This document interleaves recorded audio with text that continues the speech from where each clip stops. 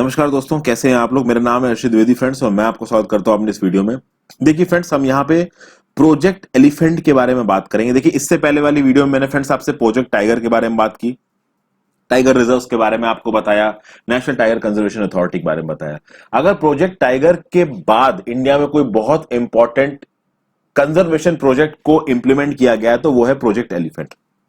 इसको फरवरी 1992 में as a centrally sponsored scheme शुरू किया गया। तो इसको शुरू करने से पहले बता दो फ्रेंड्स, अगर आप मुझे फॉलो करना चाहें तो इंस्टाग्राम पे फॉलो कर सकते हैं। साथ साथ फ्रेंड्स, आप मेरी वीडियो को लाइक और शेयर जरूर कर दें, क्योंकि इससे जो यूट्यूब की जो एल्गोरिदम्स हैं वो मेरे चैनल को और मेरी वीडियोस को प्रमोट करेंगे। तो अगर आप मेरे लिए कुछ करना चाहते हैं तो इतना कर दीजिए। अब देखिए, जैसा कि मैंने बताया, फरवरी 1992 में प्रोजेक्ट एलिफेंट को चालू किया गया था as a central government sponsor scheme. Project elephant के थ्रू होगा क्या कि भैया, गवर्नमेंट एक रोल प्ले करेगी in the protection and management of elephants, और उन स्टेट्स को मदद प्रोवाइड की जाएगी जहां पे वाइल्ड एलिफेंट की पॉपुलेशन एक साइजेबल नंबर में हमको मिलती है। जो 28 स्टेट्स हैं एट प्रेजेंट इंडिया में, उसमें से लगभग 16 स्टेट्स में ये प्रोजेक्ट बहुत जोरों शोरों से चल रहा है। तो इस प्रोजेक्ट में एलिफेंट कॉरिडोर्स को प्रोटेक्ट किया जाएगा, एलिफेंट हैबिटाट को प्रोटेक्ट किया जाएगा, और जो एलिफेंट पॉपुलेशन वाइल्ड में है उनको भी प्रोटेक्ट किया जाएगा। डोमेस्टिकेटेड एलिफेंट्स के वेलफेयर के लिए भी काम किया जाएगा। यूनियन गवर्नमेंट टेक्निकल और फाइनेंशियल मदद प्रोवाइड करेगी स्टेट्स को। स्टेट्स को एलिफेंट सेंसस में भी मदद दी जाएगी। उनके फील्ड ऑफिसर्स को ट्रेनिंग प्रोवाइड करेगी गवर्नमेंट, उसके लिए फंड्स आएंगे, और इस चीज की कोशिश की जाएगी कि मैन एलिफेंट कॉन्फ्लिक्ट ना हो। तो देखिए फ्रेंड्स, यहां पे आपको 3 चीजें ध्यान रखनी है। अगर तो आपसे ये पूछा जाता है कि भैया ये जो आपका प्रोजेक्ट एलिफेंट है इसको कुछ शब्दों में बताइए, तो 3 पॉइंट याद रखिएगा। पहला पॉइंट तो ये है कि भाई इसका काम है एलिफेंट्स को प्रोटेक्ट करना, ये तो आपको पता ही है। दूसरा, एलिफेंट के हैबिटाट्स को प्रोटेक्ट करना, एलिफेंट के हैबिटाट्स यानी कि जहां पे एलिफेंट्स रहते हैं। तीसरा, एलिफेंट के कॉरिडोर्स को प्रोटेक्ट करना। कॉरिडोर्स वो नैरो स्ट्रेच होता है जो 2 बड़े बड़े एलिफेंट हैबिटाट को जोड़ता है, यानी एलिफेंट जिन बड़े बड़े एरियाज में रहते हैं उनको जोड़ने के लिए नैरो स्ट्रेच होगा, उसको आप एलिफेंट कॉरिडोर्स बोलते हैं। तो ये प्रोजेक्ट एलिफेंट इस चीज को बचाता है। दूसरा, ये मैन एनिमल कॉन्फ्लिक्ट को मिनिमाइज करने की कोशिश करेगा, यानी मैन एलिफेंट कॉन्फ्लिक्ट को मिनिमाइज करने की कोशिश करेगा। प्लस डोमेस्टिकेटेड एलिफेंट्स जो होते हैं, जो वाइल्ड में एलिफेंट्स घूम रहे हैं वो तो है ही, अब वो तो अपने पे है ही, बट जो डोमेस्टिकेटेड एलिफेंट्स हैं जिनको जू के अंदर रखा गया है या किसी एक्स सीटू कंजर्वेशन की जगह पर रखा गया है, उन एलिफेंट्स के वेलफेयर के लिए काम करना। तो 3 मेन आप कह सकते हैं कि ऑब्जेक्टिव्स हैं किसके, प्रोजेक्ट एलिफेंट के। अब प्रोजेक्ट एलिफेंट, ये जो स्पेशीज है एलिफेंट, ये एक प्रोटेक्टेड स्पेशीज है under schedule 1 of Indian wild life protection act of 1972, और इसको साइट्स कन्वेंशन के अंदर भी रिकॉग्नाइज किया गया है, यानी convention on international trade in endangered species of flora and fauna. तो ऑब्वियसली बात है, फौना में आता है। अगर आप एलिफेंट्स की पॉपुलेशन की बात करें तो 2012 में एलिफेंट की पॉपुलेशन थी 31,368। 2017 आते आते पॉपुलेशन हो गई 27,312। तो जो लेटेस्ट डाटा है एलिफेंट पॉपुलेशन का वो 2017 का आप कोट कर सकते हैं। 27,312 एलिफेंट्स इंडिया में एग्जिस्ट करते हैं। ये देखिए, यहाँ पे एलिफेंट्स रिजर्व्स दिखा रखे हैं इंडिया के प्रोटेक्टेड एरियाज, मतलब यहाँ पे एक मेजर अमाउंट में आपको एलिफेंट नजर आएंगे। तो आपको उड़ीसा में, छत्तीसगढ़ में और नॉर्थ ईस्टर्न इलाके में और साउदर्न स्टेट्स में आपको एलिफेंट्स साइजेबल पॉपुलेशन में नजर आएंगे। ऑलमोस्ट पूरे इंडिया में ये जो एलिफेंट है फैले हुए हैं। अब हम एम की बात करते हैं। देखिए, प्रोजेक्ट एलिफेंट सबसे पहली बात है कि नेचुरल हैबिटाट्स को प्रोटेक्ट करता है एलिफेंट के साथ साथ उनके जो माइग्रेटरी रूट्स होते हैं, जो उनके कॉरिडोर्स होते हैं जिनके थ्रू एलिफेंट से एक जगह से दूसरी जगह जाते हैं, उनको प्रोटेक्ट करता है। फिर मैन एनिमल कॉन्फ्लिक्ट को कम करता है, ये मैं आपको ऑलरेडी बता चुका हूं। उसके बाद friends, scientific and planned management measures for conservation of animals, यानी कि साइंटिफिक मेजर्स लेगा, बहुत सारी साइंस लगा के स्टडी होगी और उसके बाद प्लान्ड मेजर्स लिए जाएंगे ताकि एलिफेंट्स का कंजर्वेशन किया जा सके। तो आप बस यहां पे अपने नोट्स में लिख सकते हैं, scientific and planned conservation of elephants. फिर आपको पता है कि जो एलिफेंट टक्स होते हैं, जो आप कह सकते हैं कि जो सूंड निकली होती है उनकी, वो उसके थ्रू फ्रेंड्स एक इलीगल आइवोरी ट्रेड बनता है। वो जो आइवोरी प्रोडक्ट्स होते हैं वो उसकी सूंड से बहुत अच्छे बनते हैं, तो उसकी इलीगल वो स्मगलिंग होती, तो उन टस्क्स की स्मगलिंग होती है इलीगल। तो उसके लिए पोचर्स और हंटर्स बहुत हद तक एलिफेंट्स की हंटिंग करते हैं, एलिफेंट्स को मार के वो दांत निकाल लेते हैं। क्योंकि बात यह है कि एलिफेंट्स के जिंदा रहते हैं, एलिफेंट से वो दांत निकालना ऑलमोस्ट इम्पॉसिबल होता है, तो एलिफेंट को मार के ही वो उसके दांत निकाले जाते हैं। इसीलिए प्रोजेक्ट एलिफेंट का टारगेट है कि जो एलिफेंट्स को मारने का जो ये सिस्टम चल रहा है उसके टस्क के लिए इसको रोका जा सके। फिर उसके बाद फ्रेंड्स एजुकेशन प्रोग्राम्स चलाए जाएं, एलिफेंट से रिलेटेड बहुत सारे एजुकेशन प्रोग्राम चलाए जाएं, एलिफेंट्स को टूरिज्म की एक्टिविटीज में इन्वॉल्व किया जाए ताकि जो लोग एलिफेंट्स पालते हैं वो सस्टेन हो सके। जैसे साउथ इंडिया के बहुत से टेम्पलों में आप जाओगे फ्रेंड्स, तो साउथ इंडिया के बहुत से टेम्पलों में आप बाहर देखोगे कि बहुत सारे लोग हाथी लेके खड़े होते हैं। तो आप उस हाथी के पास कुछ केले लेके जाइए और उस आदमी को कुछ पैसे दीजिए तो वो हाथी आपको आशीर्वाद देता है। तो इस तरीके की जो चीजें होती, जो कल्चरल चीजें हैं, जो रिलीजियस चीजें हैं, उनके साथ अगर आप एलिफेंट्स को एसोसिएट करें तो सस्टेनेबल तरीके से एलिफेंट्स को, उनके पालने वालों को एक कह सकते हैं ना सस्टेनेबल सोर्स ऑफ इनकम मिल सकती है। प्लस एलिफेंट से बहुत सारा रिसर्च एंड डेवलपमेंट होना भी जरूरी है। प्लस वेटनरी केयर मिल सके एलिफेंट्स को, कि मान लीजिए एलिफेंट को कोई डिजीज हो जाती है, ठीक है, तो उसको वेटनरी केयर प्रोवाइड की जाए, उसको दवाइयां वगैरह प्रोवाइड की जाए, उसकी हेल्थ का पूरा ध्यान रखा जाए। और जो ब्रीडिंग है एलिफेंट्स की, नए और अच्छे ब्रीड्स ऑफ एलिफेंट्स को इवॉल्व करने के लिए जो टेक्निक्स हैं वेस्टर्न वर्ल्ड से, उनको लेके आया जाए और प्रॉपर तरीके से चीजें की जाए। तो ये कुछ मैंने आपको तरीके बताए, इस पे मैं वापस आता हूं। अब अगर हम बात करें फ्रेंड्स एलिफेंट कॉरिडोर की, what is an elephant corridor, ये एक बहुत इंपॉर्टेंट चीज है। देखिए एलिफेंट कॉरिडोर एक narrow strip of forested land होता है, याद रखिएगा, narrow strip of forested land. I am sorry for my writing friends, मेरी राइटिंग गंदी है, मैं क्या करूं। तो क्या होता है कि देखिए जो एलिफेंट हैबिटाट्स होते हैं, जहां पे एलिफेंट एक साइजेबल क्वांटिटी में रह रहे हैं, तो दो एलिफेंट हैबिटाट्स को कभी कभी कुछ narrow stretch of forested land जोड़ता है, उसको आप एलिफेंट कॉरिडोर्स बोलते हो। और नॉर्मली ये जो एलिफेंट्स होते हैं वो बहुत अक्सर कर इन कॉरिडोर्स का इस्तेमाल करते हैं।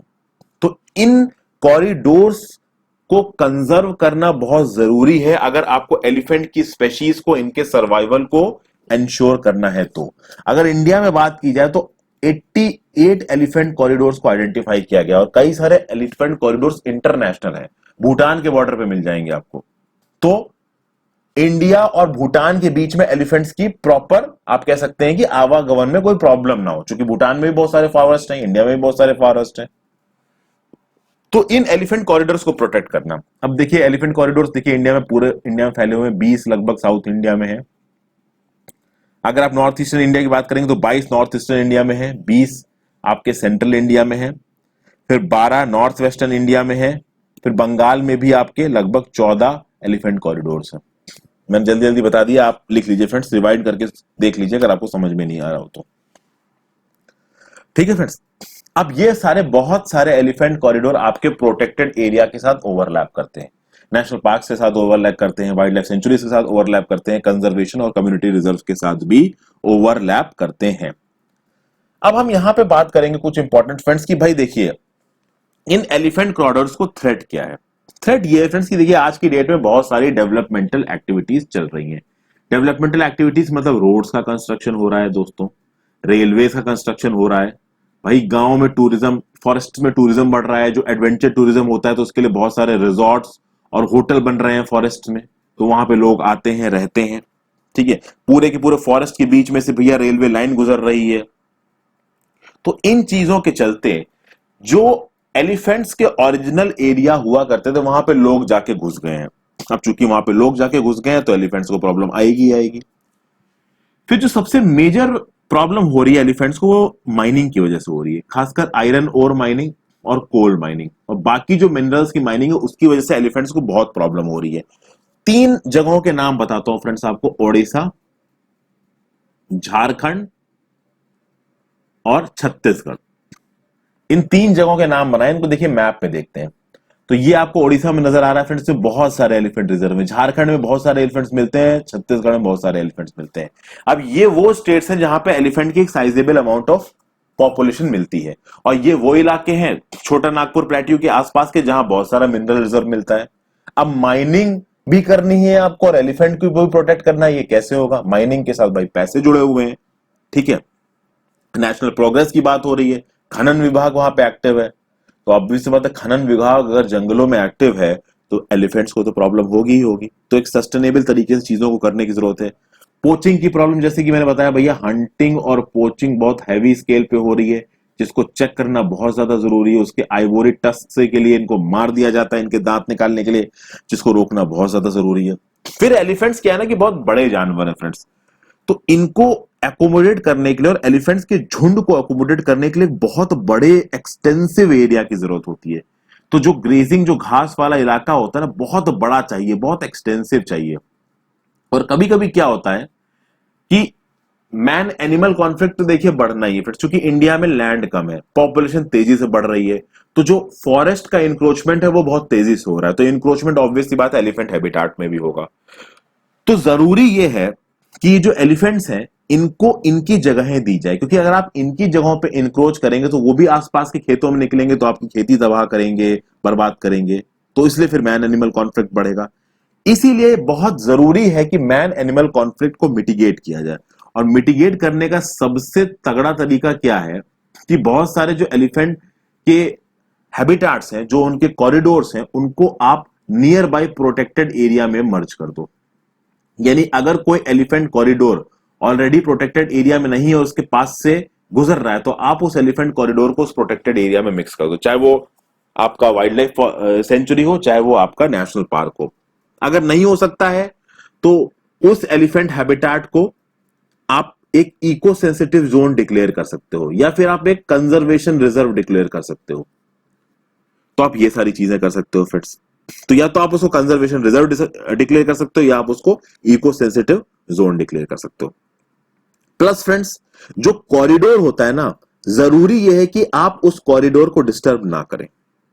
ठीक है, उस कॉरिडोर को सिक्योर करना बहुत जरूरी है, एलिफेंट कॉरिडोर को, क्योंकि इन एलिफेंट कॉरिडोर्स को ये एलिफेंट्स बहुत रेगुलरली इस्तेमाल करते हैं। तो अगर इन कॉरिडोर्स में अगर कुछ पॉपुलेशन रहती है तो उस पॉपुलेशन को आप किसी दूसरे सूटेबल जगह पे रीएलोकेट कर सकते हो।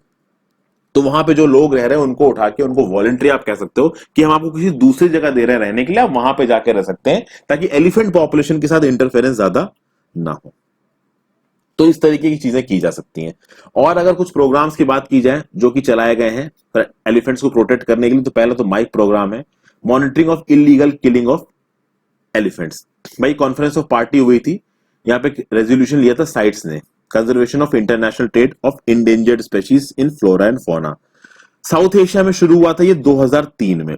यहाँ पे बहुत सारी कंट्रीज ने मिलकर ये डिसाइड किया गया था भाई कि एलिफेंट्स की इलीगल हंटिंग के ऊपर डाटा इकट्ठा किया जाएगा, कैसे एलिफेंट्स की पॉपुलेशन एक जगह पे कम हो रही, ज्यादा हो रही, इस पे बात की जाएगी, क्या क्या उनकी पॉपुलेशन को अफेक्ट कर रहा है, इस चीज पे बात की जाएगी।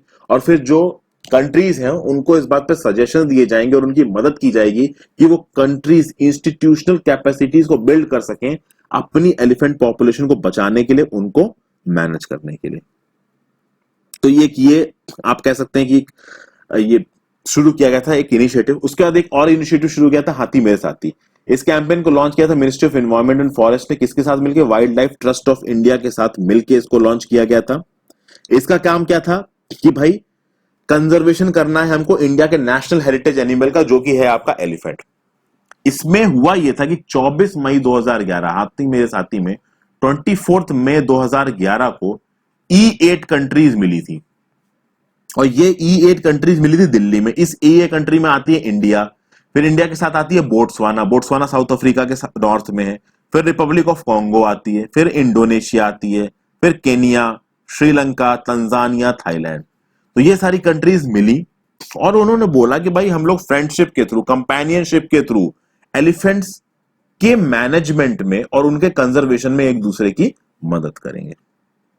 तो आप कह सकते हैं कि कहीं अगर आपसे सवाल पूछा जाए तो आप हाथी मेरे साथी इनिशिएटिव को कोट कर सकते हैं, monitoring of illegal killing of elephants MIKE, इस प्रोग्राम को कोट कर सकते हैं।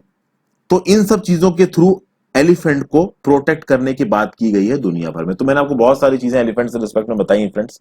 तो thank you for watching this video. अगर आप पसंद आई तो उसको लाइक जरूर कर दीजिएगा, अपने इस चैनल को सब्सक्राइब कर लें फ्रेंड्स, वीडियो को लाइक कर दें, प्लीज लाइक और शेयर जरूर कर दें, इससे मुझे काफी मदद मिल जाएगी। So thank you for watching friends, have a great day, good bye.